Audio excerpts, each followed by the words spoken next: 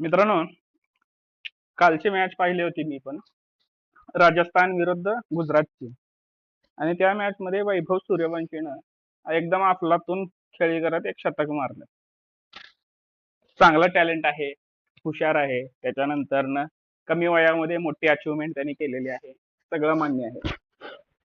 पण जे स्पोर्ट्स मध्ये वय चोरीचा जो मामला आहे ना, ते वैभव सूर्यवंशीच्या बाबतीत एकदम प्रखरपणे दिसून येतो बरं का. की बाबा वय चोरलेला किंवा वय लपवलेलं पोरग.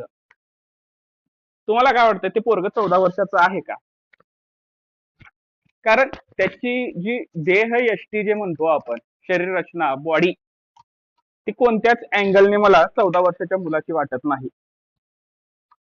आणि महत्वाचं म्हणजे आपलं भारत सरकार अंडर 14 आणि अंडर 19 सारखे जे गेम भरवत असतो ना, ते गेम का भरवतो की बाबा अंडर 14 मधले खेळणाऱ्या मुलांची जी शरीर यष्टी आहे किंवा जी ताकद आहे शरीरामध्ये, ती वेगळ्या पद्धतीची असते.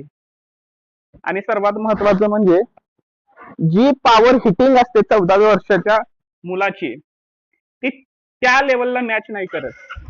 म्हणून अंडर 14 आणि अंडर 19 असे दोन वेगवेगळे खेळ किंवा गट आपल्या भारत सरकारने स्पोर्ट्स मध्ये पाडलेले आहेत. की बाबा या वयातील माणसाच्या किंवा मुलाच्या अंगामध्ये ती ताकद असते जी त्यांच्या सोबतच तुम्ही कम्पीट करू शकता किंवा त्याला सामन्यामध्ये ताकदीनं लढू शकताय एकाच वयाचे असाल तर, किंवा जी स्ट्रेंथ असते ती स्ट्रेंथ तुम्ही दाखवू शकताय.